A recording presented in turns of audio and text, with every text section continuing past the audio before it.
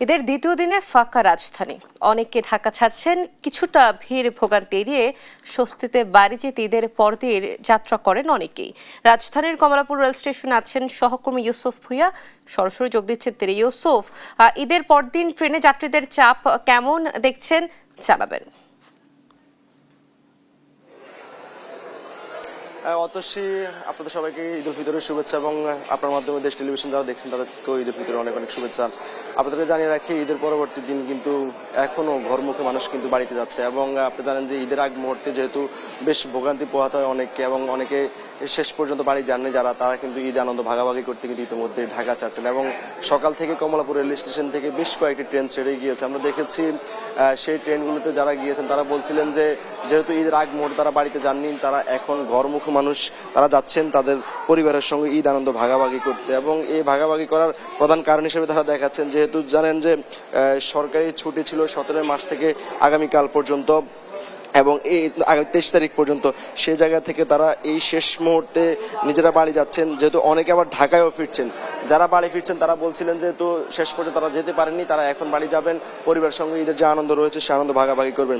এছাড়া আরেকটি দুঃসংবাদ আপনাদেরকে জানিয়ে রাখি, আপনারা জানেন যে আজকে গতকাল মধ্যরাতে যে ট্রেনটি কুমিল্লা দুর্ঘটনার শিকার হয়েছে, সেই ট্রেনের দুর্ঘটনায় কিন্তু আমরা জানি 12 জন মানুষের মৃত্যু হয়েছে এবং এর পরবর্তীতে কমলাপুর রেল স্টেশন কর্তৃপক্ষ জানিয়েছে যে এখন পর্যন্ত কিন্তু এই দুর্ঘটনার কবলের পরও কোনো ধরনের ট্রেন বিপর্যয় ঘটেনি এবং আর বিপর্যয় ঘটার কোনো সম্ভাবনা নেই বলে কিছুক্ষণ আগে রেল কর্তৃপক্ষ জানিয়েছে।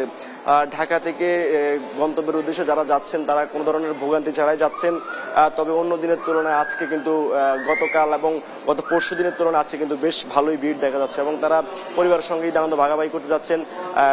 আজকে কিন্তু অন্তনগর যে ট্রেনগুলো রয়েছে প্রায় 32টি ট্রেন কিন্তু ঢাকা ছেড়ে যাবে, অন্তনগর ট্রেন বিভিন্ন জেলার উদ্দেশ্যে এবং রেল কর্তৃপক্ষ স্টেশন ম্যানেজার কিছুক্ষণ আগেও বলছিলেন যে আপনারা জানেন যে আগামীকাল বেশ ভালো চাপ যেতে পারে রেল কর্তৃপক্ষের উপর, কারণ ঈদ ছুটির শেষে অনেকে আবার ঢাকার উদ্দেশ্যে রওনা হবেন।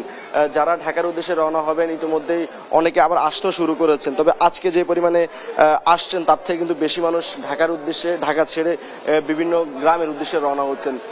সকাল থেকেই আমরা দেখেছি পরিবার পরিজন আত্মীয় স্বজন নিয়ে অনেকে রেল স্টেশনে এসেছেন এবং অনেকে অপেক্ষা করছেন নিজের ট্রেনের জন্য।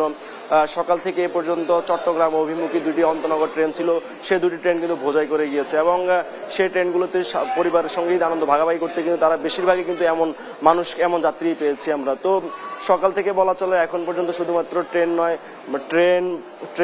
ট্রেন বাস এবং লঞ্চ সব ক্ষেত্রেই কিন্তু যারা রয়েছেন তারা আসছেন, তারা বাড়ির উদ্দেশ্যে রওনা হচ্ছেন এবং কিছু মানুষ যাদের ঈদ শেষ হয়েছে, অনেকের ব্যস্ততা রয়েছে, তারা আবার ঢাকার উদ্দেশ্যে রওনা হচ্ছেন। তো কমলাপুর রেল স্টেশনে বলা চলে যে সকাল থেকে এখন পর্যন্ত যে পরিস্থিতি আমরা দেখেছি সেই পরিস্থিতি অনুযায়ী বলাই চলে ঘরমুখী মানুষ এখনো ঈদ আনন্দ ভাগাভাগি করতে পরিবারের কাছে যাচ্ছেন এবং কোনো ধরনের রেল বিপর্যয় এখন পর্যন্ত নেই।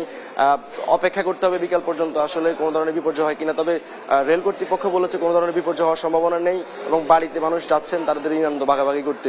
তো কমলাপুর রেল স্টেশন থেকে ছিল সবশেষ। ইউসুফ, ধন্যবাদ।